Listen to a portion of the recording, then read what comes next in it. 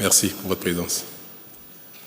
En fait, ce matin, j'ai souhaité donner suite à la demande de certains d'entre vous qui m'ont reproché de ne pas vous donner souvent l'occasion de m'entendre sur les sujets d'actualité, aussi bien national qu'international. C'est vrai, je n'ai pas l'habitude de me soumettre à ce devoir, et pourtant c'est bien nécessaire. Bon, ce matin, on va corriger un petit peu cela. Donc je serai à votre disposition le temps qui vous plaira de me donner sur tous les sujets d'intérêt pour vous. Qu'est-ce qui vous préoccupe au plan national? D'abord, Monsieur Plogan, je suis à vous. Nous inviter à cette conférence de presse. Ma première question, je voulais savoir si la normalisation que vous avez souhaitée avec les autorités du Niger est en marche. Est-ce que vous avez eu des contacts directs?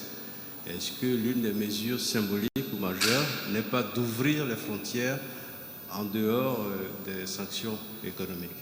Deuxième question, la proposition de loi du député Hassan Seïbou a relancé une forte suspicion sur votre engagement de partir en 2026. Est-ce que vous partez vraiment en 2026? Enfin, est-ce que vous pouvez faire quelque chose pour nos confrères de la Gazette du Golfe, dont le média est fermé depuis quelques semaines? Merci beaucoup. C'est vrai, j'ai pu noter avec vous que depuis un moment, bien avant que le député BR ne soumette sa proposition de loi constitutionnelle, j'ai entendu, et comme tout le monde, que depuis quelque temps, on confond notre réalité au Bénin avec celle de l'Afrique ou de la sous-région, qui donne le sentiment que, à la fin des deuxièmes mandats, qui sont prescrits comme dernier mandat des présidents d'exercice, les concernés tentent de briguer un troisième mandat avec divers prétextes. Et cela a tellement traumatisé les peuples africains que désormais on soupçonne tout le monde, à la fin du deuxième mandat, de chercher les voies et moyens pour contourner les dispositions constitutionnelles, que pourtant tout le monde accepte. On les consigne dans la Constitution, et puis à la fin, on trouve les moyens de chercher un troisième, un quatrième mandat. Mais moi, j'ai quand même espéré que cette question est derrière nous depuis un temps. Le Bénin fait son chemin. C'est vrai, nous n'avons de leçons à donner à personne, mais nous faisons notre chemin de manière admirable, n'est-ce pas? En tout cas, de la manière dont nous-mêmes nous observons nos efforts. Et il y a quelques années, à l'occasion d'une modification, je crois de la dernière modification de notre Constitution, on a fini par faire cet exercice-là. Parce que quand un président est en exercice, il lui est pratiquement interdit de toucher la Constitution, quel que soit le motif, parce qu'on soupçonne de placer une virgule à tête de modification et puis de décréter que c'est une nouvelle Constitution ou une nouvelle République, pour remettre les compteurs à zéro, le compteur de décompte des mandats. Donc, depuis 2019, nous avons espéré avoir réglé définitivement cette question-là au Bénin. Et à mon initiative, nous avons précisé dans la Constitution que nul ne peut de sa vie exercer plus de 2 mandats, que la Constitution soit nouvelle, qu'il s'agisse d'une nouvelle république, qu'il s'agisse de quoi que ce soit. Aucun vivant au Bénin ne peut faire plus de 2 mandats à qualité de président de la République.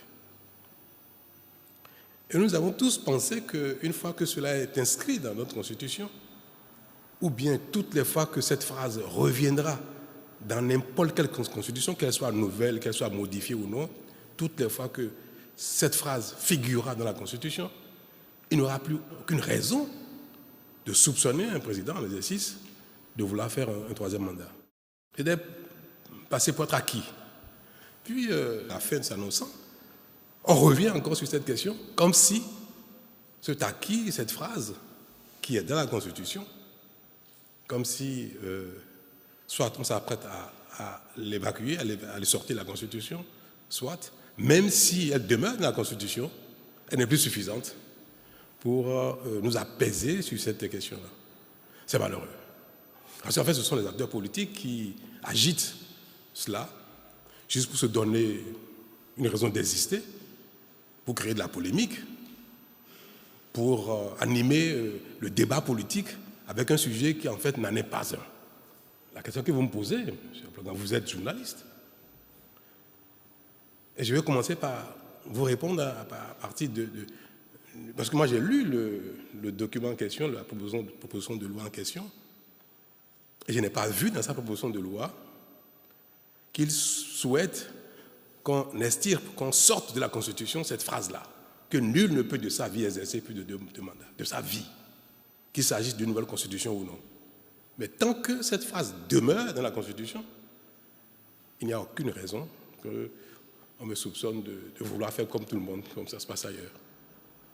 D'autant que c'est moi qui ai pris l'initiative il y a quelque temps. Alors, est-ce que, à l'occasion de cette retouche, cette petite modification technique, est-ce que les gens seront tentés d'enlever la phrase de la Constitution? C'est peut-être ça la crainte de ceux que j'estime être de bonne foi. Attention, c'est une bonne phrase qui est dans la Constitution, c'est très bien, mais est-ce qu'à l'occasion de l'examen d'une retouche technique, les uns et les autres ne seraient pas tentés d'enlever cette phrase-là? Je crois que personne au Bénin ne pourra le faire. Personne au Bénin. Il n'y a pas un Béninois sur les bientôt 13 millions que nous sommes qui veuille bien que cela se passe. Personne. À commencer par moi-même. Donc, je voudrais que les Béninois, que ce soit les acteurs politiques, civils, les enfants, les jeunes, les personnes âgées, je voudrais que tout ce qui est désormais un acquis pour notre pays, pour notre peuple, que nous le préservions tous et que nous ne rentrons pas dans des débats politiciens pour remettre en cause nos acquis communs pour lesquels nous avons du mérite collectivement. Ce n'est pas bien. Cela nous salit tous. Cela remet en cause nos efforts de réforme. Et cela donne l'impression que le Bénin n'a pas changé. Non, ce n'est pas vrai. Non, c'est à chacun de nous, surtout vous, de rappeler les gens à l'ordre, si je peux utiliser l'expression, pour dire non, non, non, le Bénin n'est plus à ça, après c'est fini. Au plan national, même vu de l'étranger, de l'international, nous avons tourné cette page-là. Le Bénin est un autre pays, le Bénin n'est plus dans cette catégorie-là. Et pour revenir un peu sur la question, parce qu'elle intéresse les Béninois et presque nous tous sur le bien fondé de la modification du dispositif électoral.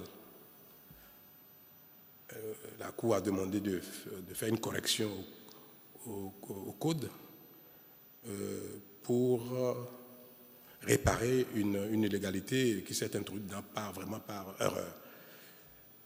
Nous avons utilisé 2 types de calendrier, des dates précises et un calendrier électoral de la Constitution pour rythmer les élections. Et dans le code électoral, les dates intermédiaires pour les documents à fournir et consorts ont été indiquées en nombre de jours calendaires.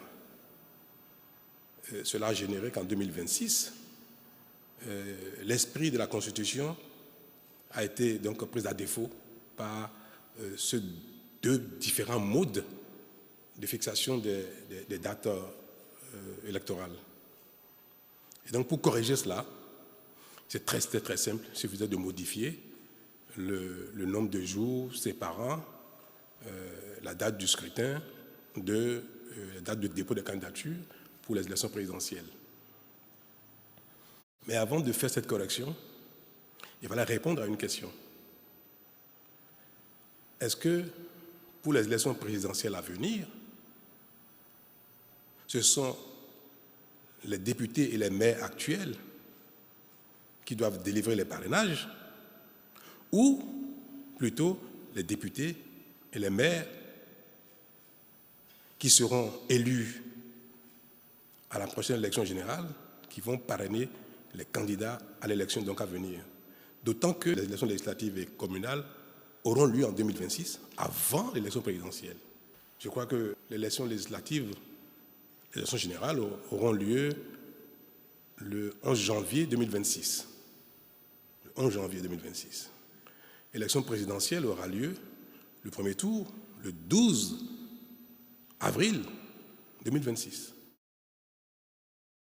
Et les candidats à l'élection présidentielle devront déposer leur dossier au plus tard, je crois, le 5 février. Je vais me répéter. Élection présidentielle le 12 avril 2026, dépôt des candidatures le 5 février 2026. Or, 2 mois avant, ou 1 mois avant, en janvier, le 11 janvier, il y aurait déjà eu l'élection au Bénin pour élire les nouveaux maires, les nouveaux conseillers communaux, les nouveaux députés. Alors, la compréhension normale, qui était derrière l'esprit de la Constitution est modifiée, c'est que ce sont les députés, les conseillers communaux, les maires qui seront élus en janvier. C'est eux qui devront parrainer les nouveaux candidats aux élections présidentielles.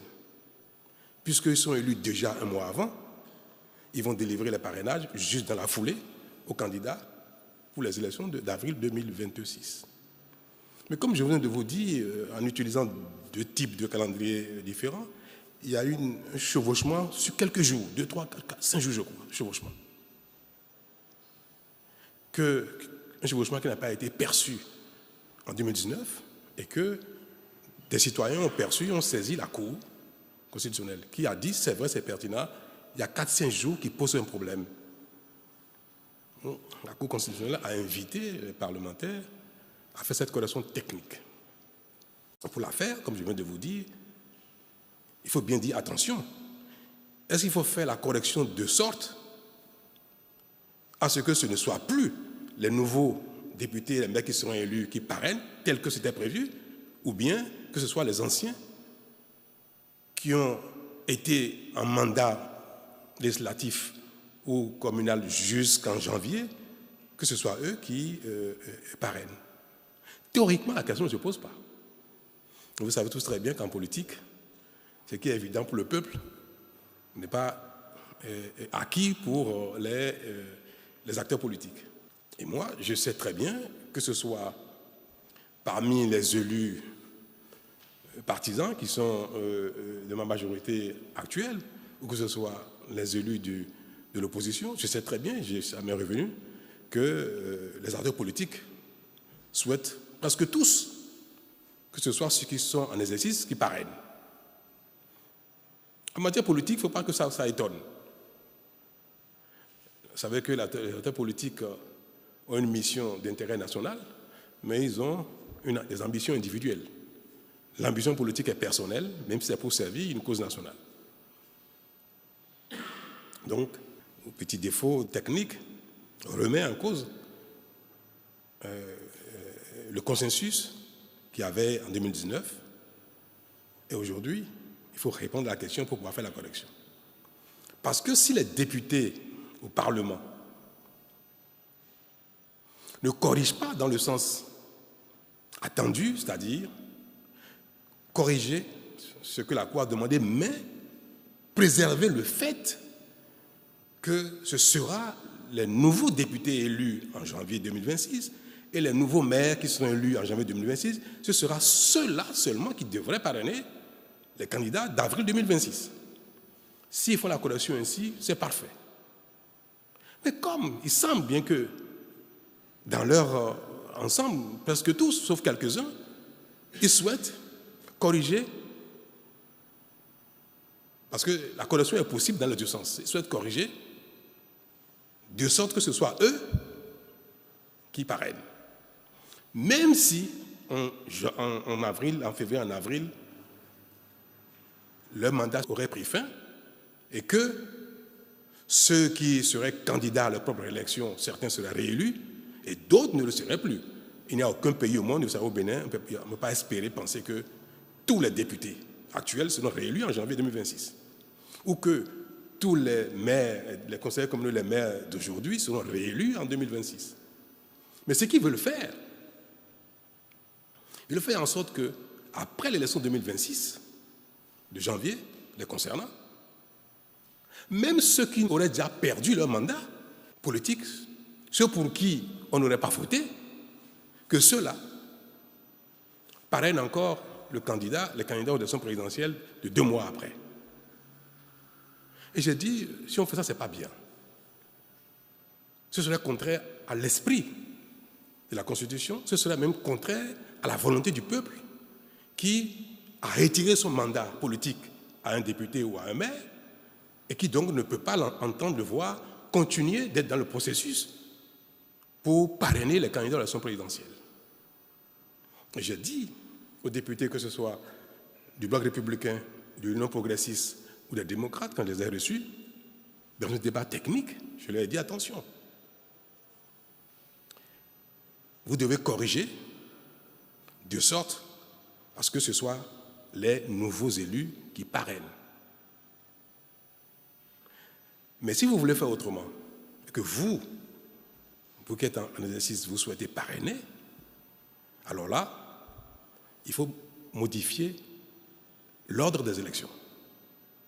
Si l'élection présidentielle a lieu après l'élection législative, vous ne pouvez pas le faire. Mais moi, je suis partant.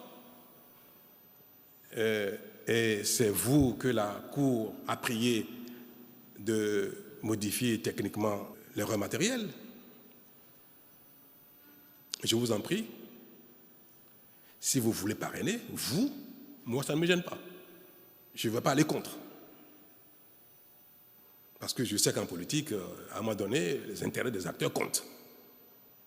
Mais en ce moment, il faudrait alors que l'élection présidentielle ait lieu avant l'élection législative et communale.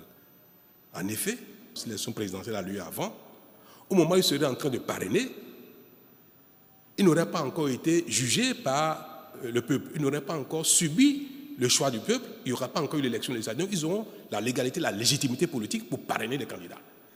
Élection présidentielle ayant lieu un mois, c'est-à-dire en janvier ou en décembre ou en novembre ou même avant. Ils ont leur plein mandat, l'élection n'a pas encore eu lieu, ils conservent la légitimité politique que le peuple leur a donnée. Ils peuvent en ce moment parrainer légitimement. Vous avez le choix. Moi, je dis, si vous voulez que je parte même 2-3 mois plus tôt, ça ne me gêne pas. Si vous modifiez le rythme électoral et que l'élection présidentielle a lieu avant la vôtre, je vais promulguer. Je ne vais pas m'opposer à ça. Parce que finir mon mandat 1 mois, 2 mois ou 3 mois avant, ce que je n'ai pas fait en 10 ans, ce n'est pas en 3 mois que je vais le faire. Donc moi, je dis, ça ne me gêne pas. Si vous le faites, je vais promulguer. Et en ce moment, vous pourrez légitimement... Mais si vous ne le faites pas et qu'on laisse le calendrier actuel, ce n'est pas à vous de parrainer les candidats à venir. Ce sera les nouveaux députés et les nouveaux maires. C'est tout. Moi, j'ai entendu partout sur les médias, dans les réseaux sociaux, que je les ai réunis pour suggérer une modification de la Constitution. Et que cette suggestion-là est à craindre, si les gens me suivent, qu'on toucherait à la Constitution en faisant cette modification du rythme d'une certaine version de calendrier électoral. Et qu'à l'occasion, la phrase qui nous protège, nous tous, de cette hantise-là, que cette phrase, même si elle demeure, c'est bizarre, Talon est trop intelligent, il va trouver les moyens de faire quelque chose, c'est un malin, comme ça, ou bien alors, à l'occasion, il va trouver les moyens d'enlever cette phrase. Et j'ai dit aux démocrates à qui j'ai dit, mais écoutez, pour modifier la Constitution, pour enlever cette phrase, il faut que vous votiez pour. Vous avez le nombre qu'il faut pour ne permettre aucune modification contraire à votre compréhension de l'intérêt général. Supposons que 100% des BR 100% de l'UPR, qu'il veuille modifier, enlever cette phrase. Si vous n'êtes pas d'accord, ça ne se fera pas. Qu'est-ce que vous avez à craindre? Soyez conséquents. D'ailleurs, moi, je ne veux aucune révision de la Constitution. Le rythme électoral, le calendrier électoral, laissez tel quel. Et c'est ma position aujourd'hui devant vous. Si cette question réveille tous les démons, alors là, fermons cette page-là. Ne faisons aucune correction. Même s'il y a des fautes de français dans la Constitution, on laisse tel quel. Même s'il y a des erreurs matérielles, laissons tel quel. On le fera en mai-juin 2026, quand je serai parti. Donc ne touchez plus à la Constitution. Rien, ne corrigeons rien du tout.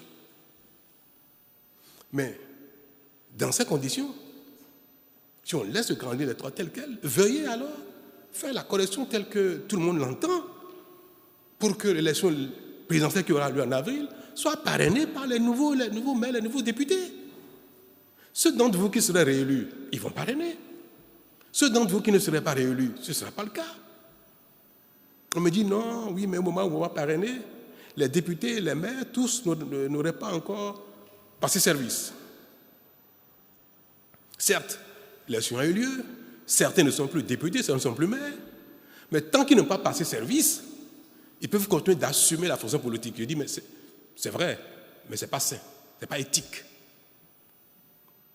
Vous êtes député, vous avez perdu votre mandat de député. Le nouveau n'est pas encore installé, c'est vrai, mais désormais, ce nouveau, c'est lui que le peuple a désigné pour aller au Parlement, pour poser les actes politiques au titre des parlementaires. Même s'il n'a pas encore pris fonction, à cet instant-là où il a déjà été élu, proclamé, c'est à lui d'accomplir cette tâche politique que le peuple lui a confiée. Donc, au plan éthique, ce n'est pas convenable qu'un député élu qui a remplacé un autre, un maire élu qui a remplacé un autre, ne soit pas en mesure de poser l'acte que la Constitution lui a prescrit juste parce qu'il y a quelque chose de 1 ou 2 ou 3 jours que maintenant on veuille modifier les dates de fourniture des documents de sorte que ce soit les anciens qui continuent de jouer le rôle que le peuple aura donné aux nouveaux élus en 2026. Moi, je suis dans un environnement où parfois je suis un peu frustré par la timidité des médias. Dans d'autres pays, c'est vous qui devez mettre le doigt pendant un débat sur ce qui ne va pas, ce qui est contraire à l'intérêt général, ce qui est contraire à votre opinion. Chacun d'entre vous, vous êtes des électeurs. Et vous trouvez que ce serait normal que, ayant retiré la confiance à un député ou à un maire, il continue de parler en votre nom pour des actes politiques pour les temps qui arrivent. Et je ne vois pas du tout le débat se faire. J'entends les coqs chanter, le cocorico à leur façon et consort, et vous enfourchez même ce qu'ils disent, vous répétez ça. Vous dites oui, mais alors que vous devez susciter le débat, vous qui devez éclairer l'opinion, le peuple sur ces genres de débats. Moi, je me réjouis de que vous me posiez cette question ce matin pour vous dire, mais est-ce que cette question-là, ça concerne Patrice Talon ou bien ça concerne ceux qui font le débat? Mais j'ai été trop long là sur la question. Je voudrais qu'il soit noté devant vous, soyez mes témoins, que moi, je ne veux pas qu'on touche à une virgule de la Constitution. Il ne faut pas le faire. Et je l'ai dit déjà aux députés qui se réclament de mon bord, aux maires qui se réclament de mon bord, que ce soit UP ou BR, je leur ai dit, touchez pas à la Constitution. Certes, je ne peux pas vous instruire. Vous êtes député, la nation vous a confié cette mission-là. Vous pouvez même désobéir au parti parce que le mandat n'est pas impératif. Vous agissez au Parlement à votre âme et conscience individuelle de ce qui est bon pour le pays. Mais je vous recommande de ne pas le faire. Je vous souhaite que vous ne fassiez pas. Je ne sais pas ce qu'ils vont faire demain. Mais moi, à partir d'aujourd'hui, là, devant vous, depuis quelques jours, je dis, je ne veux plus me mêler de ça. Qu'ils fassent ce qu'ils veulent. S'ils s'entendent, UP, BR, démocrates, pour modifier le code électoral par consensus, ou simplement avec la majorité qualifiée nécessaire, moi je vais m'incliner, je vais promulguer. S'ils modifient quoi que ce soit et que nous sommes dans un régime démocratique, je suis un démocrate, si les choses se font selon les règles, je ne demanderai même pas de deuxième lecture pour quoi que ce soit, je vais promulguer. Parce qu'il est temps que les polémiques ne continuent pas d'animer notre vie au quotidien. Surtout que ça n'a pas d'intérêt. On notait, M. Ablogan, que, je ne demande aucune révision et je me poserai à la révision de la Constitution. Pas les moyens qui me sont permis en disant non, il ne faut pas le faire. Et puis, maintenant, s'ils le font comme je suis un démocrate et que ça s'impose à moi, je m'acharnerai à faire en sorte que ce que je ne trouve pas bien ne se fasse pas. Donc, à la limite, ne pas réviser. C'est moi mon choix de ne pas toucher la Constitution. 2, que les modifications à faire soient conformes à l'esprit de la Constitution et à l'éthique.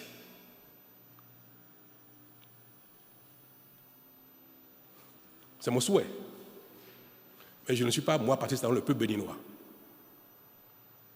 Ce qui se fera, même si c'est contraire à ma vision et à ma conscience et à mon éthique, il va se faire que je n'ai pas les moyens de le mettre en cause, je suis un démocrate, je m'inclinerai. Voilà ce que j'ai à dire en ce qui concerne votre première question. Maintenant, vous voulez que ce soit la question sur le Niger qui vienne après ou la question de votre confrère Niger? Vous savez, c'est une question qui, aussi bien que le Niger, le Burkina que le Mali, c'est une question qui, moi, personnellement, me peine de plus en plus. Nous sommes dans une communauté, la plus petite dans cette région, c'est l'UMOA. Au-delà, c'est la CEDEAO, puis l'Union africaine. Et puis, nous sommes tous dans les Nations unies. Et la mission dévolue à ces regroupements de pays, à ces communautés, c'est de veiller à ce qu'il y ait la paix, la liberté, le développement, la démocratie pour les habitants de cette planète, pour le monde. Et les institutions internationales, régionales, se sont données comme mission de veiller au développement matériel, moral, psychologique, physique des gens, mais de veiller également à leur bien-être relatif à la démocratie et aux libertés. Pareil aux Nations Unies, pareil à l'Union africaine, à CEDEAO, à l'UMOA. Donc c'est cette mission que nos diverses institutions ont. Développement, mais dans tous les sens, y compris liberté et démocratie. Et par période, les communautés conviennent de ce qui est acceptable en termes de démocratie, en termes de modèle politique ou en termes de liberté, des droits de l'homme. Il a été dit dans toutes les institutions, notamment dans la CEDEAO et l'UMOA, que le mode de changement de régime politique, d'acteurs politiques, ce n'est pas le peuple, c'est le peuple qui choisit. Et toutes les fois qu'il y a forcing, soit par les armes, soit par des moyens non armés, mais aussi détestables que les moyens armés, ce que nous appelons les forcing constitutionnels ou institutionnels, que les communautés donc disent non, ce n'est pas conforme à ce que nous avons tous convenu de faire ensemble, de protéger, de défendre. Et on appelle les gens à l'ordre et à besoin, on met des sanctions pour les contraindre à ne pas persister. C'est ce qui s'est passé au Mali, au Burkina, Guinée, au Niger. Il y a eu des coups d'État. Dans chacun de ces pays, le coup d'État est interdit. À plus de raison, au niveau de la communauté internationale. Dans chacun de ces 4 pays, le coup d'État est interdit. Mieux, vous avez dû voir que les autorités maliennes actuelles, qui sont arrivées par un coup d'État, ont mis en place une nouvelle constitution. Et cette nouvelle constitution prescrit aussi que le coup d'État est interdit. Et que d'ailleurs, les actes du genre sont imprescriptibles. Que même 50 ans, 100 ans après, on peut poursuivre quelqu'un qui aura fait un coup d'État. Ça veut dire que même ils savent que ce n'est pas bon, le coup d'État. Mais ce sont des choses qui arrivent dans la vie. Il y a des choses qui ne sont pas convenables, ne sont pas acceptables, mais qui arrivent. Parfois, ça peut être fondé. parfois, ce n'est pas fondé du tout. Alors, c'est arrivé une fois, 2 fois, 3 fois, puis une 4e fois au Niger. Et la CEDEAO qui dit, même si les coups sont arrivés 1, 2 fois, 3 fois, bon, on parle avec les gens, on dit ne faites plus ça, on vous donne un délai pour partir, et puis on essaie de jouer, la CEDEAO essaie de jouer son rôle, notamment la conférence des chefs d'État essaie de jouer son rôle pour montrer que si ça se fait, c'est pas bien, mais il ne faut pas que ça continue, pour que ça ne devienne pas l'exercice de tout le monde, que ça ne contamine pas les autres pays. Un 4e coup d'État de la CEDEAO, sinon même un 5e, parce qu'il y en a eu 2 fois ou 3 fois dans certains pays. Et nous disons, ah non, si ça continue, après, ça se passera au Bénin, ça se passera au Togo, ça se passera au Sénégal, en Côte d'Ivoire, partout. Parce qu'on voit que quand ça se fait, personne ne réagit, personne ne désapprouve, alors personne ne sanctionne. On dit, cette fois-ci, c'est trop. Les sanctions ont été prononcées contre le Niger. Et des sanctions dures, qui en fait ne sont pas destinées à durer dans le temps. C'est des mesures, quand on les prend, on estime que, bon, au bout de quelques jours, quelques semaines, ça va se faire, ils vont revenir à l'ordre. 1 semaine, 2 semaines, 1 mois, 2 mois, 3 mois passent, ça ne change rien. C'est pour ça que j'ai eu à le dire, il n'y a pas longtemps, que le moment est arrivé pour faire le point, savoir si les mesures qui ont été prises ont produit leurs effets ou non. Comme ce n'est pas des mesures qui sont destinées à durer dans le temps, parce que ça pose des préjudices graves aux populations, il faut être réaliste. Et d'ailleurs, le président béninois, le président togolais, nigérien et consorts, ils ne vivent pas au Niger, ni au Burkina. Donc parfois aussi, il faut être humble. Nous ne savons pas quelles sont les vraies réalités de ces pays-là. Mais nous sommes dans notre rôle. Mais peut-être dans son rôle, et parfois, être acteur de la plaque. Ce qu'on nous demande dans la vie, c'est d'être de bonne foi. Et chaque fois que nous prenons une décision, que ce soit guidé par la bonne foi. Est-ce qu'au moment où cette décision a été prise, on était de bonne foi? Est-ce que ce n'était pas normal qu'on prenne cette décision? Si aujourd'hui quelque chose se passe en Côte d'Ivoire ou au Sénégal, ou ce qui se passe, est-ce que si ce n'est pas bien, est-ce qu'il ne faudrait pas que la communauté dénonce que ce n'est pas bien? Si demain quelque chose se passe au Bénin, si demain quelque chose se passe au Togo, ce n'est pas bien que la communauté dise non, ce n'est pas bien. Non, nous sommes dans notre rôle en disant ce n'est pas bien, il faut corriger, il ne faut pas que ça continue. Mais quand les peuples, la nature, la vie ou le sort, parfois nous imposent quelque chose, il faut être responsable, c'est celui qui sait prendre acte, constater que, malgré sa bonne foi, les choses ne se passent pas comme il souhaite, et dit bon, il faut tenir compte de ça. Et on a passé ce message au Niger. Je l'ai fait à titre personnel. Il dit le moment est arrivé où nous devons dire bon, maintenant, trêve des discussions, des relances, des recommandations, des sanctions et consorts. Dites-nous exactement ce que vous voulez, on va vous accompagner. J'ai dit, moi, personnellement, je suis prêt, au sein de la conférence des chefs d'État, à défendre la position qui est la mienne aujourd'hui en disant le moment est arrivé pour qu'on fasse trêve de tout ça et qu'on repart de zéro et qu'on prenne acte de ce qui se passe. Et si les autorités nigériennes nous disent ce qu'ils veulent. Parce qu'après tout, personne de la conférence des chefs d'État ne peut dire au nom des Nigériens ce qu'ils veulent. Vous voulez une transition? Vous ne voulez pas une transition? Vous voulez une transition de 6 mois ou de 4 ans ou de 5 ans? Mais dites-le. Puisque la responsabilité nous impose de ne pas statuer dans le vide. Pour statuer, il faut quelque chose. Dites-nous ce que vous voulez, on va statuer dessus et puis on va vous accompagner. Parce que le peuple du Niger est en difficulté avec ces sanctions-là depuis. On n'a pas reçu de réponse. Peut-être qu'eux-mêmes, ils sont en train de discuter entre eux, ils n'ont pas encore une idée claire de ce qu'ils vont faire. Mais même quand c'est ainsi, dites-nous, écoutez, dans 3 mois, dans 6 mois, dans 1 an, on vous dira quel va être le modèle. Aujourd'hui, on ne sait rien, on ne sait pas si vous savez quelque chose de ce qui va se faire au Niger. Et nous sommes les premiers à vouloir que les sanctions s'arrêtent. Moi, je suis pressé d'enlever les sanctions. Ça parce que ça pose des préjudices graves au Bénin. Non. Et je veux que les Béninois le sachent, ça. Ça cause des préjudices au Bénin, c'est sûr. Mais ça cause plus de préjudice au Niger qu'au Bénin.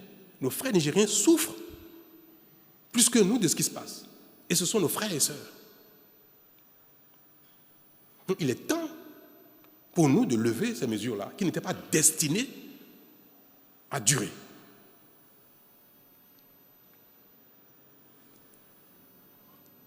Brutalement, on apprend que les 3 pays, Burkina, Niger et Mali, sortent de la CEDEAO. Moi, cela m'a beaucoup peiné. Et même après cette décision, j'ai personnellement téléphoné à l'un d'entre eux.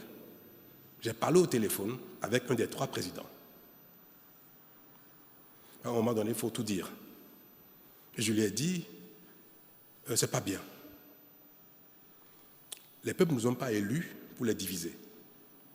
Moi, j'ai été élu au Bénin. Vous, vous êtes en fonction depuis dans votre pays. Et notre rôle, c'est de conduire le destin pendant un temps de la communauté globale, de la CEDEAO, de l'UMOA, pendant un temps. Mais la volonté des peuples, c'est de s'intégrer.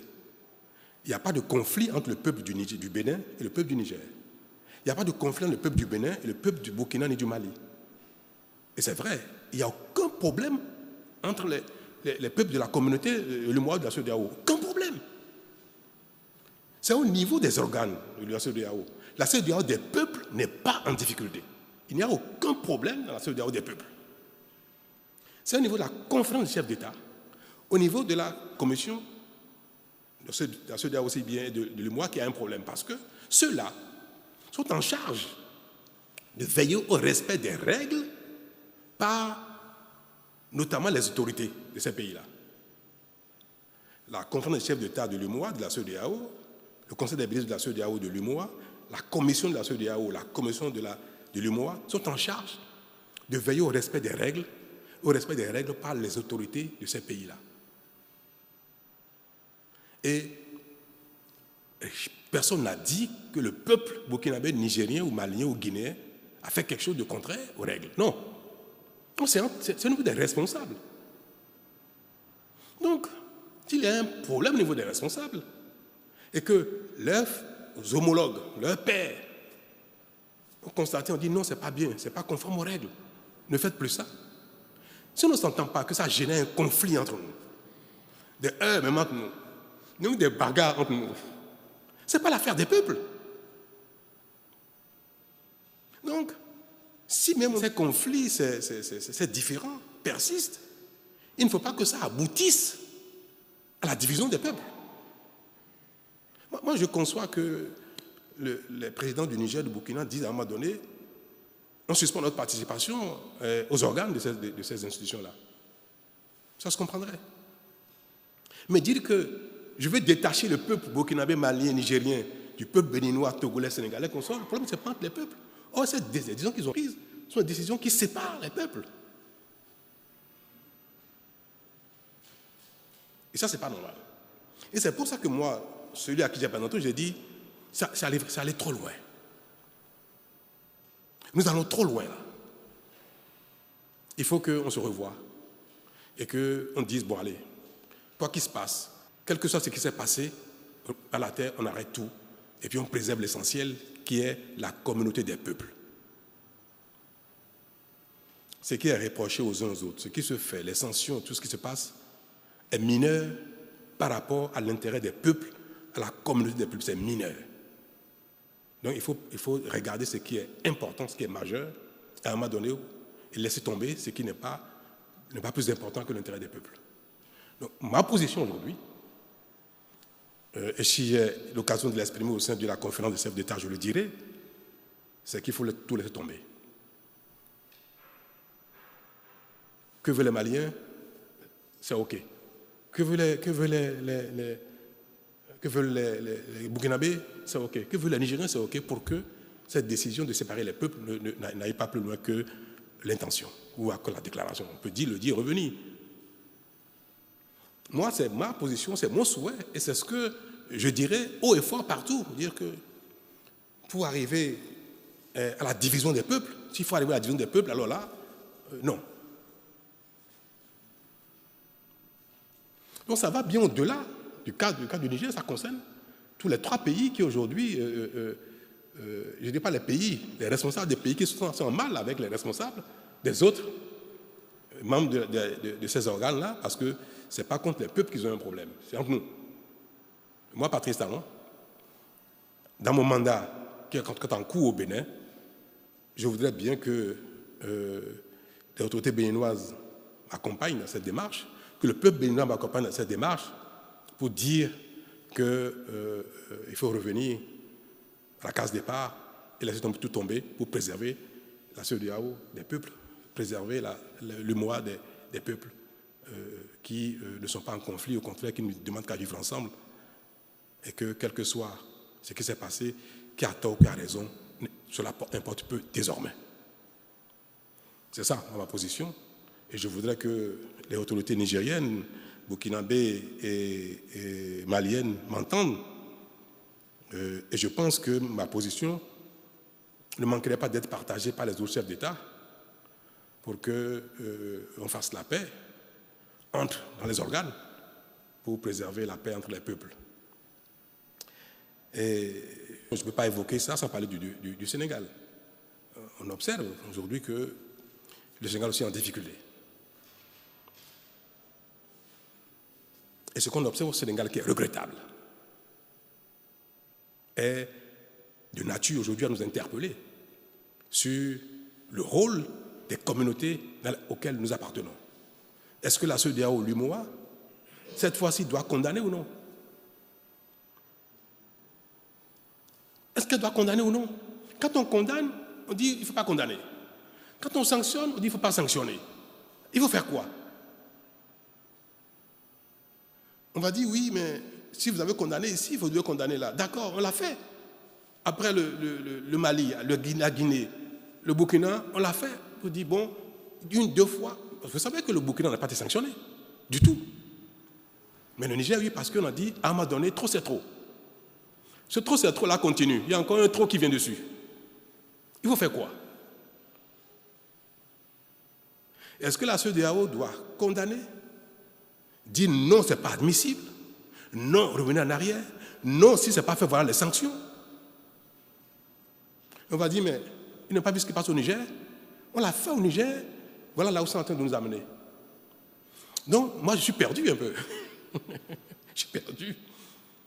Mais qu'est-ce qu'il faut faire? Si on regarde ce qui s'est passé dans les 4 pays et ce que nous avons pris comme décision, ce que ça a donné, qu'est-ce que nous devons faire aujourd'hui si demain quelque chose se passe encore dans un autre pays comme le Bénin? Ça se passe en Côte d'Ivoire, au Togo, en Guinée-Bissau, on fait quoi?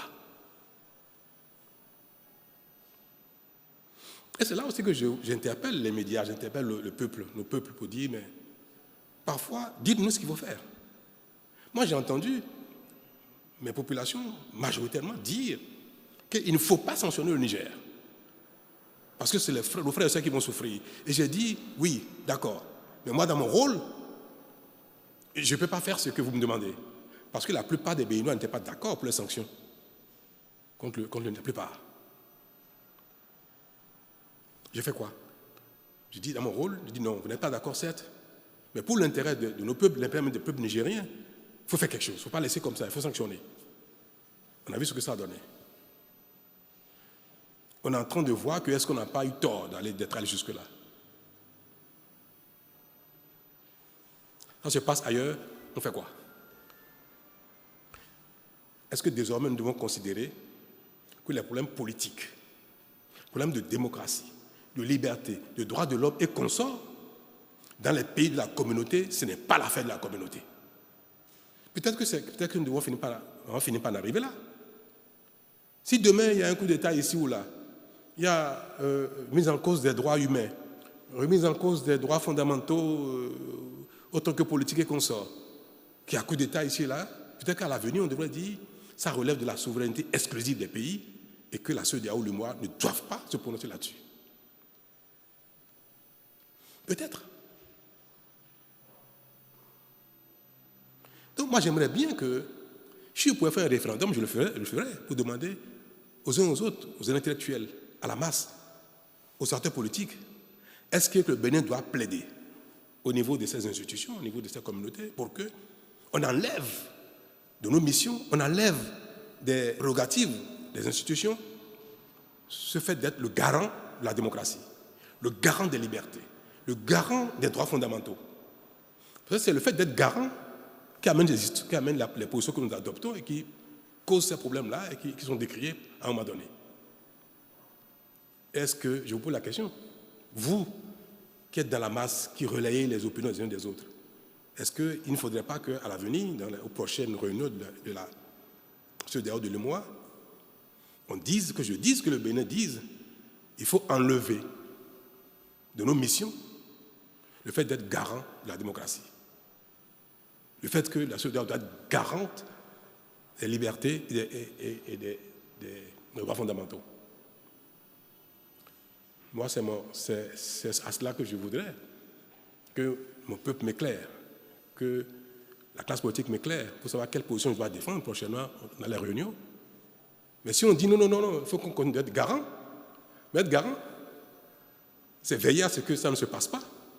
Que si ça se passe, il faut sanctionner, il faut contraindre à revenir à l'essentiel, ça veut dire être garant.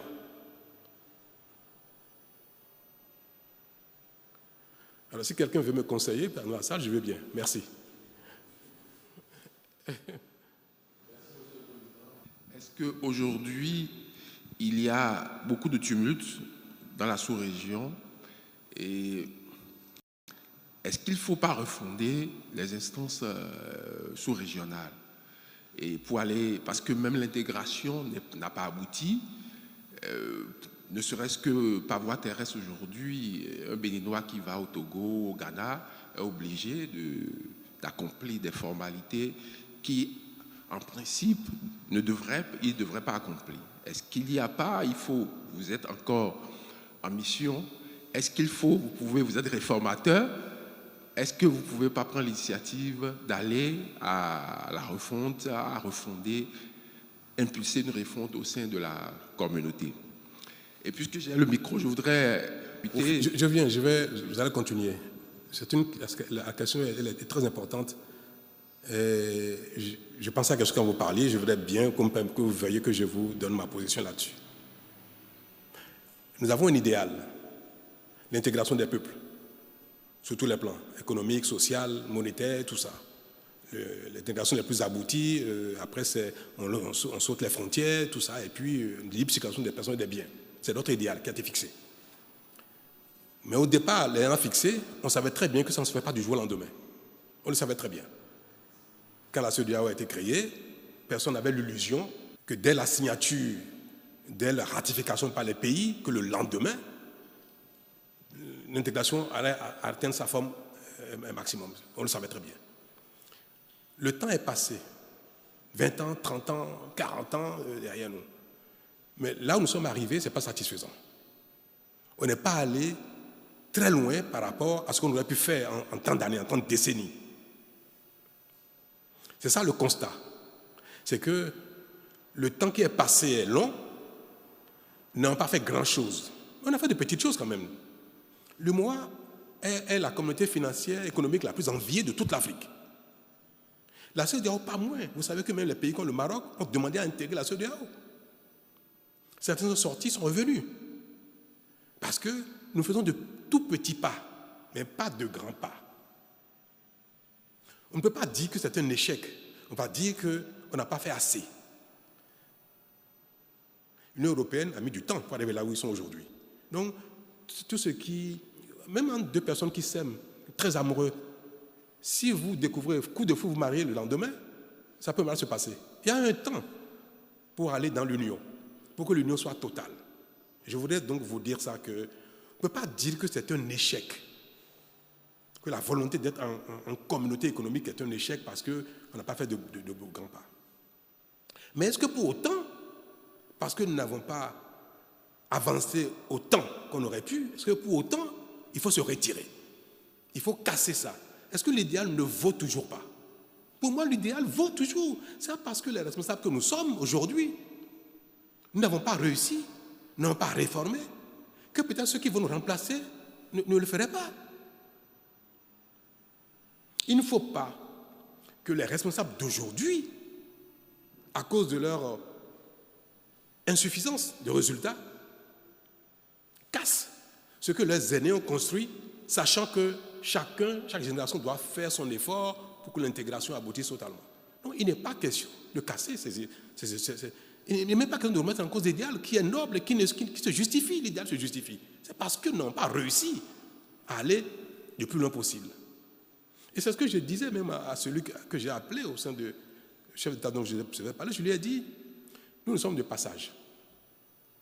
Mais les peuples sont éternels. Ce n'est pas parce que les chefs d'État des pays de la CEDEAO d'aujourd'hui ne s'entendent pas sur l'attitude à avoir par rapport à un problème qu'il faut casser l'idéal. Parce que demain, Talon ne sera plus président du Bénin. Tinubu ne sera plus président du Nigeria. Ouattara ne sera plus président de la Côte d'Ivoire. Faure ne sera plus président du Togo. Nous sommes de passage. Les dirigeants sont de passage. Dans quelques années, tout ce monde sera parti. D'autres seront là. Il faut préserver l'unité des peuples le temps que des dirigeants plus éclairés, plus efficaces, viennent continuer l'œuvre qui a été accomplie à peine. Ce que moi, je n'ai pas réussi, je n'ai pas à casser le Bénin parce que je n'ai pas réussi. Je vais partir, celui qui viendra après va mieux faire que moi pour aller plus loin que, par rapport aux attentes des populations. C'est l'humilité qui est demandée aux dirigeants que nous sommes, que nos insuccès, nos souffrances, nos frustrations du jour ne remettent pas en cause l'essentiel qui est les intérêts du peuple. Il faut que nous soyons patients et qu'on fasse confiance aux générations à venir pour faire mieux, pour réparer, pour construire davantage ce qui est de notre mission et que nous n'avons pas réussi à faire. Donc c'est pour dire qu'il y a peut-être lieu de revoir le contenu des prérogatives des organes. Je fais la nuance. Les prérogatives des organes de ces institutions-là. La conférence des chefs d'État, est-ce qu'elle devrait, à l'avenir, tout en maintenant l'idéal de la CEDEAO, est-ce que la conférence des chefs d'État doit aller jusqu'à sanctionner un régime qui serait arrivé par des moyens non convenus? Est-ce qu'il faut aller jusqu'à sanctionner? Est-ce que la conférence, le conseil des ministres de la CEDEAO de l'UMOA doit aller jusqu'à faire telle chose? Donc, nous pouvons voir quels sont les amendements qu'il faut apporter, peut-être pour ces temps-ci, quitte à ce que les générations à venir, peut-être les réintroduisent. Mais il y a lieu à une réflexion, sans aller jusqu'à faire un constat d'échec et dire on laisse tomber, chacun fait son chemin tranquillement, le Bénin fait son chemin. Non, ce n'est pas bon. Je ne sais pas si je peux enclencher avec une préoccupation nationale relativement à la nomination des conseillers, des ministres conseillers, qui, de mon point de vue, et cet avis est partagé par beaucoup de conseillers, déroge à une dynamique que vous aviez impulsée, à savoir de collaborer avec un nombre succinct de ministres. Est-ce que vous rompez avec une dynamique de la rupture? Et sinon, quels sont les déterminants de nomination de ces ministres conseillers? D'accord. S'agit-il d'un shadow cabinet? Merci, Monsieur le Président. Merci. Alors, je vais répondre à la troisième question de M. Aplogan. Vous avez dit qu'est-ce qu'il faut faire pour votre confrère du golf, qui apparemment, parce qu'effectivement, quand j'allume la télé, je n'arrive plus à voir golf.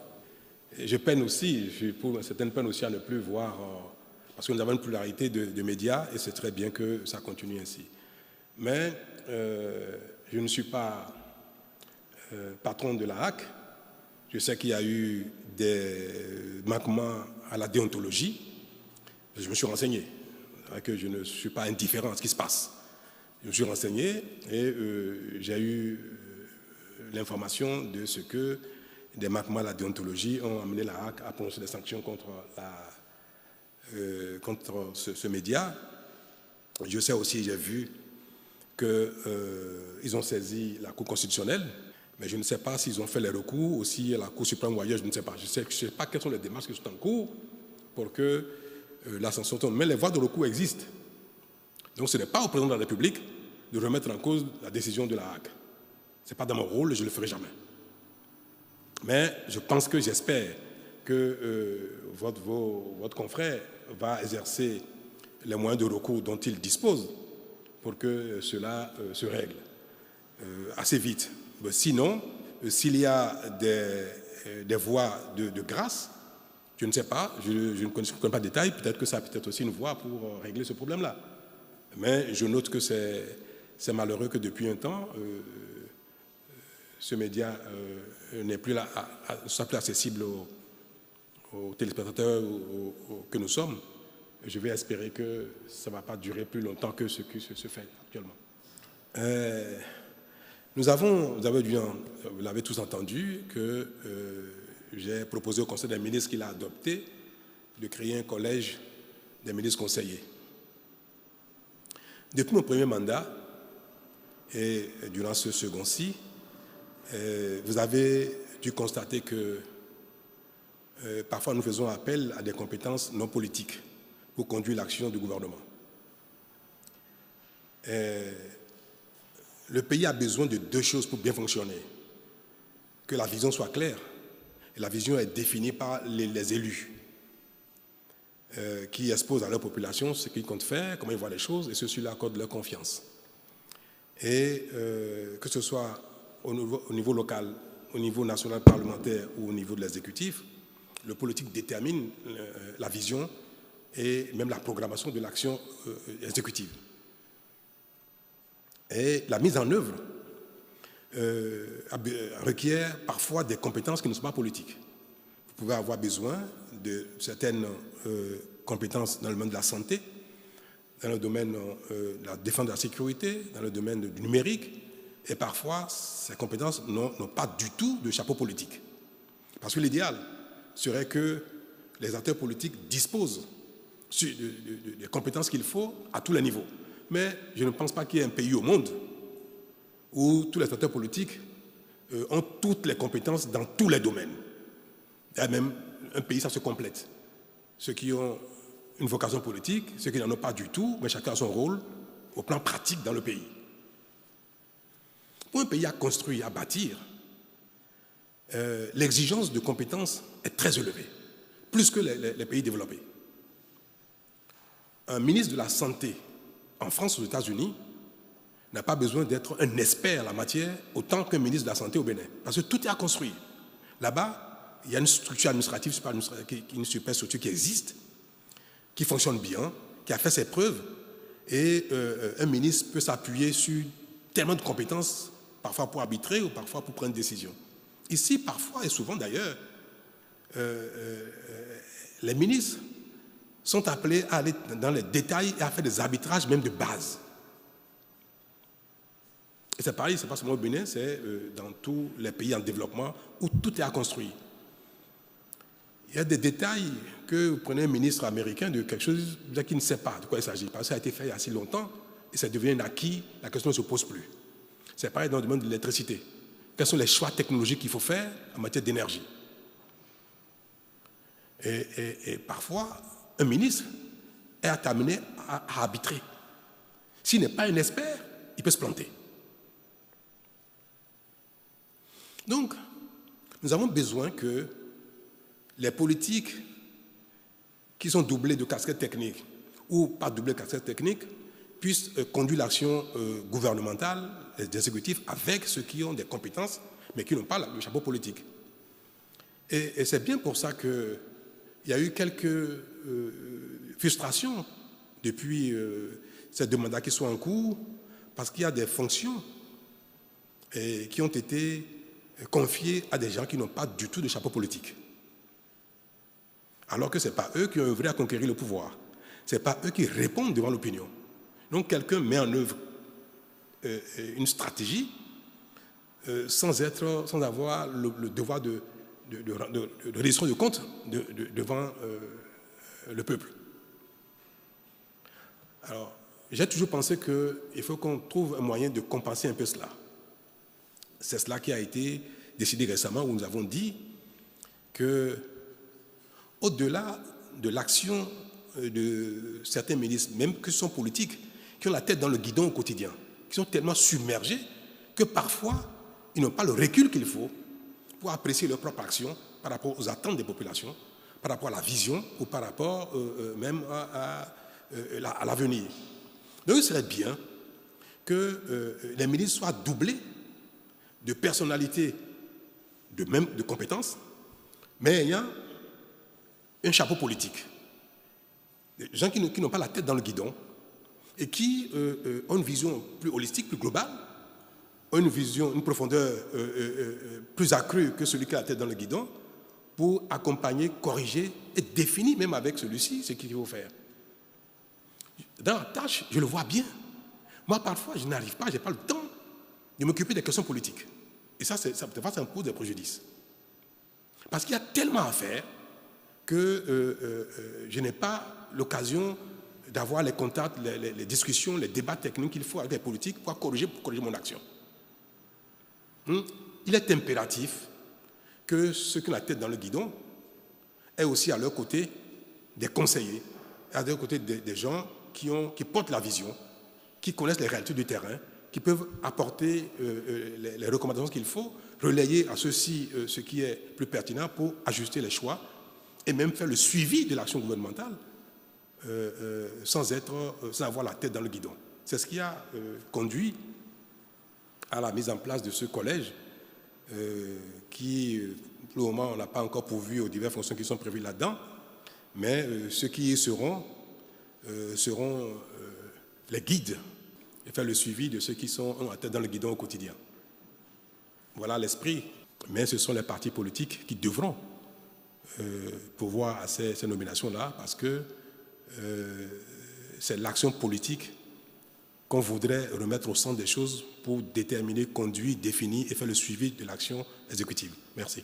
J'ai deux questions. La première concernant le Niger. Je reviens toujours sur la question de la fermeture de frontières avec le Niger. Vous n'avez pas totalement répondu en ce qui concerne l'ouverture de la frontière. Quand est-ce que vous pensez pouvoir l'ouvrir? Parce qu'au même moment où c'est fermé chez nous, les Nigériens préfèrent maintenant faire passer leurs marchandises par le Togo, puisque le Togo apparemment n'a pas respecté les décisions de la CEDEAO dans ce sens-là, ce qui constitue un énorme manque à gagner pour les caisses de l'État. Alors, qu'est-ce que vous comptez faire dans cette situation, vu que les Nigériens aussi disent, puisque les Togolais les ont aidés, qu'ils n'ont plus envie de passer par le Bénin?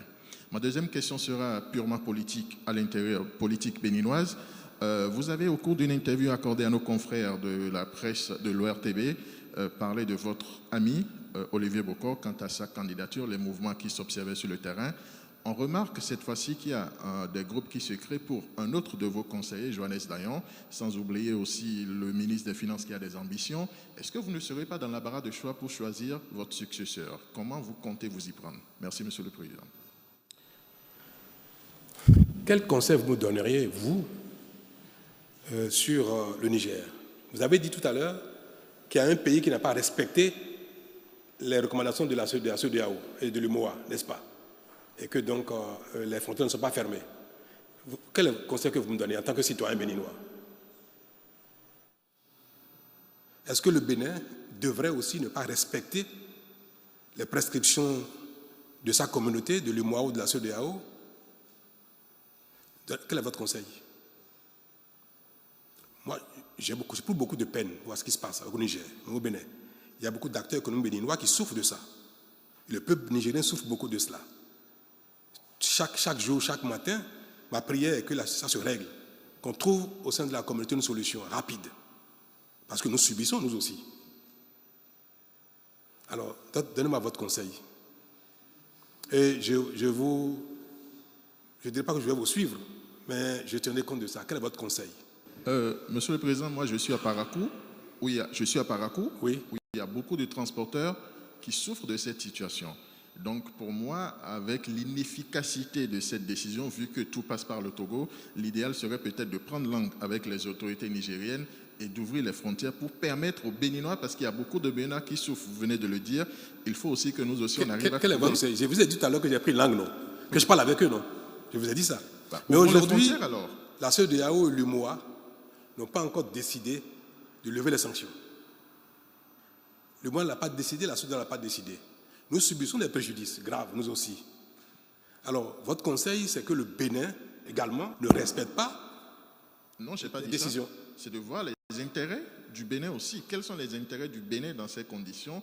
Et là, vous pouvez Mais j'ai dit la prendre même une chose. décision. Du fait de nos intérêts, il ne faut pas que le Bénin respecte les décisions de la CEDEAO et de l'UEMOA, en raison de nos intérêts.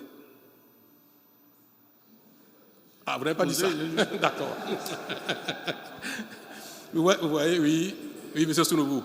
Par des intérêts du Bénin, justement, vous fassiez pression sur vos pairs pour qu'une décision, justement, en faveur de l'ouverture rapide des frontières ait été prise. Parce que vous-même, Merci. vous êtes plein de la durée par trop de ces sanctions qui ont pénalisé plus le peuple que, justement, ces dirigeants-là. Merci. Et c'est ce que je fais déjà. Bon, je n'ai pas dit, lisez entre les lignes, comprenez entre les mots, ce qui est dit à moitié, peut-être compris entièrement.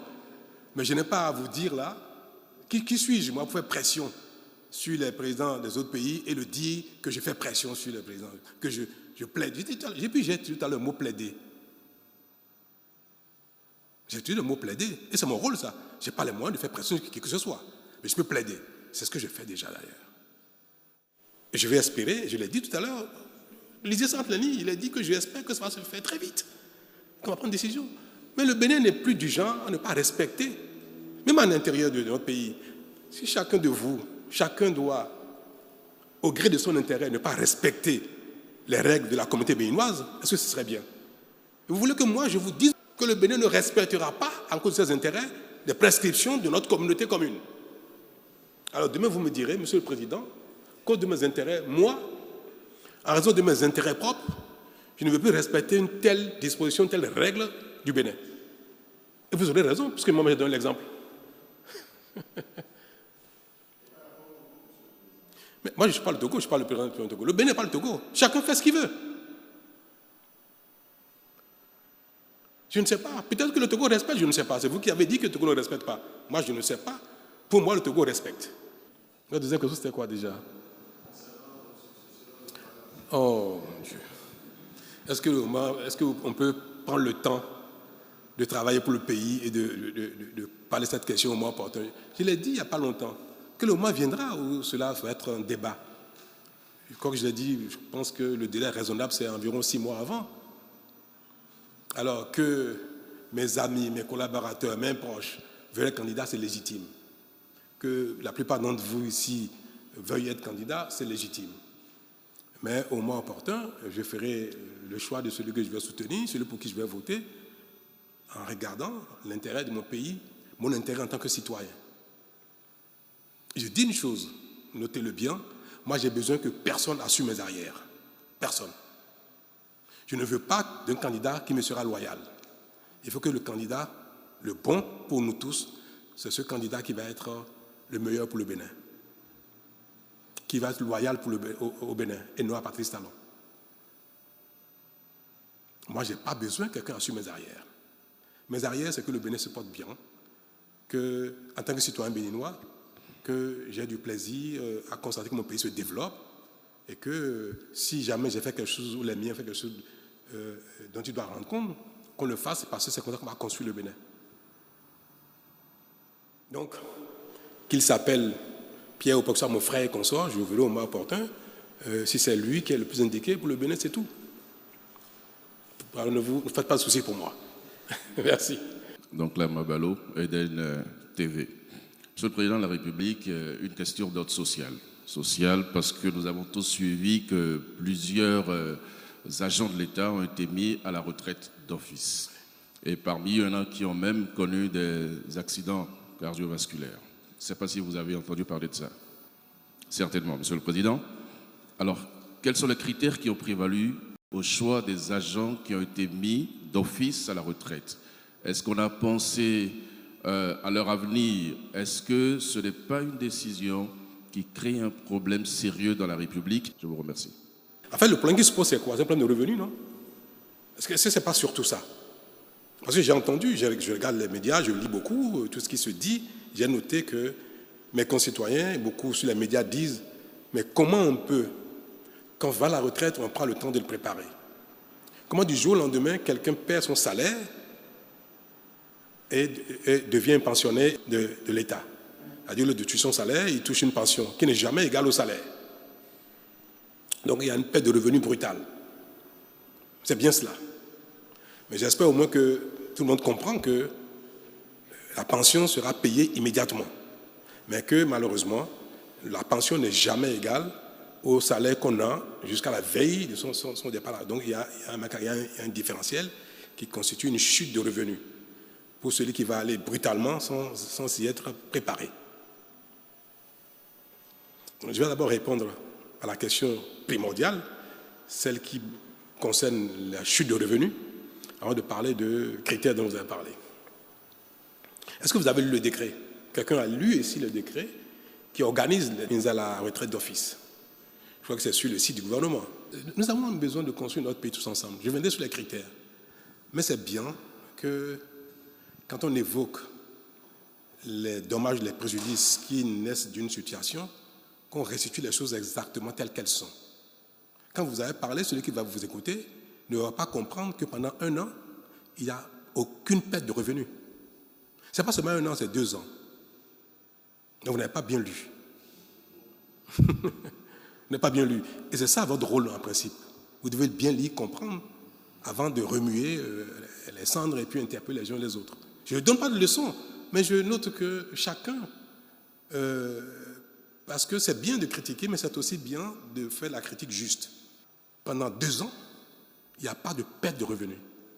Voilà un modèle qu'on a mis en place où quelqu'un va à la retraite, commence à toucher sa pension immédiatement, mais tous les mois reçoit une compensation financière qui ajuste. Si la personne avait 300 000 francs de salaire mensuel, il va à la retraite. Et la personne touche 200 000 de pension mensuelle pour un salaire mensuel qui était de 300 000. Pendant les 2 premières années, il est chez lui, il touche sa pension normale, mais il perçoit 100 000 francs. Le complément, la différence, on lui est payé tous les mois. Donc pendant 2 ans, il peut faire autre chose. Il peut faire des affaires, du business, faire tout ce qu'il veut. Il touche sa pension et il n'a pas de perte de revenus. Est-ce que ce n'est pas à saluer? On viendra sur les critères pour voir le bien fondé de la décision. Mais en termes de modèle, pendant 2 ans, si vous êtes à 3 ans de la retraite, si vous êtes à 4 ans de la retraite, au moins pendant les 2 premières années, vous avez votre revenu plein que vous touchez tout en étant à la maison. Je vous dirai tout à l'heure pourquoi on a fait ça. Mais pendant le temps qui reste, s'il n'y avait pas eu ministre de la retraite d'office, j'irai à la retraite dans 4 ans. Pendant 2 ans, ils ont le plein. Pendant les 2 ans restants, ils ont la moitié. S'il reste 20 ans à quelqu'un, je crois qu'il n'y a personne à qui il reste 20 ans, personne.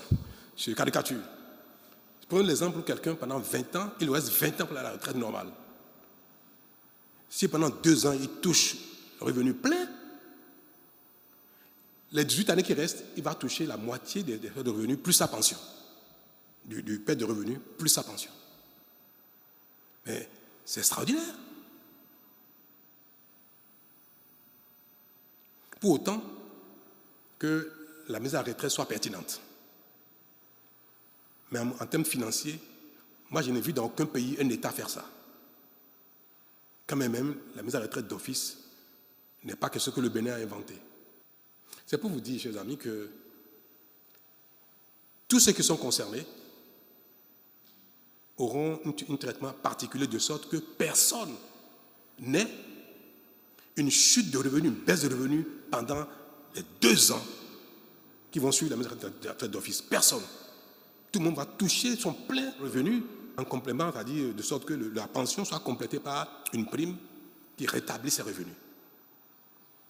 Et le reste de la période durant laquelle la personne aurait pu travailler s'il n'était pas mise à la retraite d'office, la personne aura la moitié, plus sa pension. De ce gap-là, plus sa pension. Et je voudrais que vous relayez la chose, que vous expliquez ça bien aux gens. J'ai entendu, la rentrée scolaire va venir bientôt. Comment voulez-vous que les gens payent la rentrée scolaire alors qu'ils n'ont pas prévu ça? C'est subite. Ce n'est pas vrai. La personne n'a pas de perte de revenus. Maintenant, pourquoi on a fait ça? Voilà un pays dans lequel nous avons des problèmes d'insécurité, des problèmes de sécurité, de terrorisme. On a besoin, vous savez, on n'envoie pas n'importe qui au front sur les lignes de frontières. C'est des jeunes. Vous n'allez pas mettre un officier, un sous-officier qui a 40 ans, 50 ans, au front. Il n'a même plus la force de se cacher, de courir, d'être alerte, agile pour faire face aux problèmes que nous avons. Donc, nous avons besoin de gens disponibles, de jeunes, pour constituer notre force, notre réelle force de sécurité, de défense, avec un niveau de commandement. Les officiers, les sous-officiers, ceux qui sont d'un certain âge, commandent les jeunes. Donc, il y a ce qu'on appelle la pyramide des forces de sécurité et de défense. Le plus grand nombre, ce sont les jeunes, qui sont forts, vaillants, agiles, qui ont encore la force de l'âge pour être dans les quartiers, pour rester au soleil. Vous ne mettez pas quelqu'un de 50 ou 60 ans au soleil pour réguler la circulation, pour poursuivre un voyou. Le plus grand nombre, ce sont les jeunes. Et en fonction de ce nombre-là, on détermine il faut combien pour le commandement. Donc le nombre du personnel de commandement est fonction du nombre de personnes à commander. Si dans une entreprise qui fait le nettoyage ici, il faut des gens agiles, capables de se baisser pour nettoyer le sol, et il faut après des contrôleurs superviseurs, et nous avons 10 agents techniques de sol, et nous avons 20 personnes pour les commander. Est-ce que ça a du sens? Le travail, c'est celui qui est destiné aux jeunes, à ceux qui sont dans la force de l'âge. Au Bénin, nous avons une pyramide qu'on appelle pyramide inversée, où il y a plus de commandants, il y a plus de gens au commandement que de personnes à commander. Et nous avons dit qu'il faut inverser la pyramide. Il faut recruter du monde, les former. C'est qui est en cours, vous le savez très bien, que nous sommes en train de recruter beaucoup de jeunes. Il faut les recruter, il faut les former. Et il faut maintenant que le nombre de personnes à commander soit conforme au ratio qu'on applique dans ces cas-là. Je vais donner un exemple terre à terre. Un commissariat ne peut être commandé que par un commissaire de police. C'est vrai qu'on ne peut pas mettre 2 commissaires dans un même commissariat. Si nous avons, 300 commissariats au Bénin, il faut combien de commissaires? 300 commissaires. Si on en a 350, les autres seront dans l'administration centrale, dans la direction départementale de la police, dans la direction générale de la police. Donc on va les répartir pour qu'ils concourent à la gouvernance globale. Mais supposons que nous ayons 500 commissaires pour 300 commissariats. On a placé les 300, il y a 200 autres. Dans la direction départementale et centrale, on a besoin que d'une cinquantaine. Ça fait 350. Il reste 150 qui n'ont rien à faire. Et beaucoup, cette fois, sont à la maison. Ils ne font rien. Et la gouvernance d'un pays requiert que chaque corps ait le nombre nécessaire correspondant au ratio prescrit pour une bonne gouvernance. Alors, si les gens sont à la maison, ne servent à rien, est-ce que notre rôle, ce n'est pas de structurer de sorte à ce que le corps soit conforme aux prescriptions, aux règles, aux ratios, et que ceux-là qui ne servent, qu'on a malheureusement dans notre histoire, on a amené contrairement aux règles, aux ratios, qu'on ait le courage de dire bon, il faut restructurer, il faut ramener le corps de la police, de l'armée, aux ratios qui sont conformes au bon fonctionnement de la police et de la gendarmerie. C'est mauvais d'avoir aussi des gens qui sont dans les corps et au commandement, qui ne font rien mais qui sont frustrés, ou bien alors qu'on double sur les postes. On les double, on les triple. Là, on a besoin d'une personne, on met 3-4 personnes. Ça porte préjudice au bon fonctionnement. Donc, on sort certains. Mais nous disons, bien que nous soyons en train de faire des réformes pour que le Bénin fonctionne mieux, pour que les corps fonctionnent mieux, il ne faut pas que ça cause trop de préjudice. Et c'est pour ça que nous avons dit, certains, ce n'est pas leur faute. C'est le pays qui a fonctionné comme ça pendant 30, 40, 50 ans. Jusqu'à récemment encore. On recrute qui on veut, même si le besoin n'existe pas. Ce n'est pas leur faute. On dit, bon, on va dégraisser pour avoir quelque chose de plus efficace. Mais au même moment, on va donner les moyens aux associés pour qu'ils ne payent pas seuls le prix. C'est pour ça qu'on a mis en place ces mesures d'accompagnement financières pour qu'ils ne subissent pas de manière trop grave les préjudices de notre faute commune. Nous avons tous fauté, mais forcément, pour réparer, il y en a qui vont payer. Mais ceux-là nous accompagnent financièrement. Mais ce qui nous permet d'avoir une pyramide normale, d'avoir un commandement normal, fonctionnel, efficace. Pour que notre armée, moi j'ai l'ambition que partout dans nos villes, les gens puissent sortir à minuit, 1h du matin, 5h du matin, être tranquilles. Que les gens puissent circuler librement. Que bientôt, que plus personne ne dépasse pas la droite sur nos voies. Que personne ne brûle les feux. Et pour ça, il faut du monde. Il faut des jeunes. Il y a encore beaucoup de besoins à satisfaire. Et nous sommes en train de recruter pour satisfaire ces besoins-là. Mais il faudrait que ce soit dans un corps sain. Le corps de la police et de l'armée doit être sain. Donc, avec une pyramide normale, les ratios normaux et un commandement efficace. C'est pour ça que nous avons fait les calculs et nous avons sorti les ratios. Et tout le monde sait que pour 1000 militaires, il faut combien de sous-officiers, combien de sous-officiers, combien de sous-officiers supérieurs. Tout ça est connu. Donc, c'est en appliquant la pyramide et les ratios recommandés qu'il faut sortir des gens. Alors, on a regardé. Moi, je ne suis pas militaire, mais je suis le chef de l'armée. On a regardé, j'ai mis des commissions en place pour identifier qui commence à avoir des insuffisances au niveau physique, qui commence à avoir des insuffisances au niveau santé, qui, dans les notations, a moins de mérite que d'autres. Vous savez aussi que, je vous le dis, il y a des gens qui n'ont pas de problème physique qu'on sort, mais qui sont moins disponibles. Qui, depuis quelque temps, n'a plus été au commandement. Ce n'est pas sa faute, mais c'est le sort. Et qui, depuis des années, a perdu la main. S'il y a deux, dont l'un est au commandement. Il a la chance d'être au commandement, nommé au commandement, et il joue dans son rôle. Il y a un autre, pareil que lui, même grade et consort, mais lui, depuis 3 ans, il est à la maison. Malheureusement. Je ne sais pas pour quelle raison. S'il ne doit partir entre les deux, c'est qui? Il y a des choix difficiles, il faut faire ces choix-là. Celui qui est actif, qui est dans le mouvement, comme on dit, si quelqu'un doit partir, lui, il est préservé. C'est celui qui, depuis 2 ou 3 ans, est désactivé, qui malheureusement va partir. Donc, c'est des choix difficiles, pénibles, que les responsables font avec beaucoup de souffrance, mais qui sont nécessaires pour la bonne marche du pays. On ne peut pas vouloir se développer sans sacrifice. C'est impossible. Si on veut tout préserver, nos acquis, nos travers, nos faiblesses, nos souffrances, on veut tout préserver, le Bénin ne se développera jamais. Et nos enfants, nos petits-enfants, nos arrière-petits-enfants vont subir les mêmes sorts que nous. Ce n'est pas avec plaisir, ça fait longtemps qu'il fallait le faire.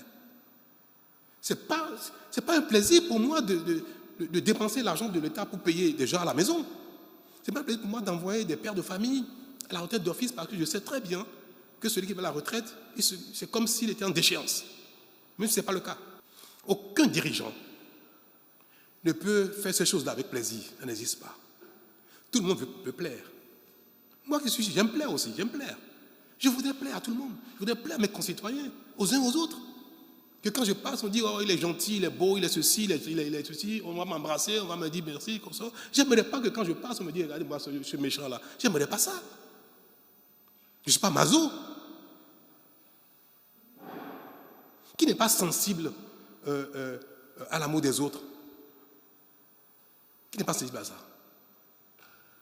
Mais notez bien que j'aime plaire moi aussi. Et je voudrais bien plaire à tous mes concitoyens si je pouvais le faire. Mais ce serait contraire à la mission que vous m'avez confiée. Parce que vous ne m'avez pas élu pour plaire. Vous m'avez élu pour régler les problèmes qui se posent au Bénin. Y compris même les problèmes difficiles. Y compris les réformes difficiles. C'est ce plaire-là qui m'observe, c'est-à-dire que je voudrais pouvoir observer vers la fin. Ce fut dur pour lui, mais il a essayé. Ce fut compliqué pour lui, mais il a essayé. On lui a craché dessus, on l'a insulté, on l'a jeté la pierre, mais à la fin on va dire quand même chapeau. Donc je fais un sale boulot. C'est le sale job, je le fais. Mais je sais que l'histoire reconnaîtra que je l'ai fait pour l'intérêt commun. Merci.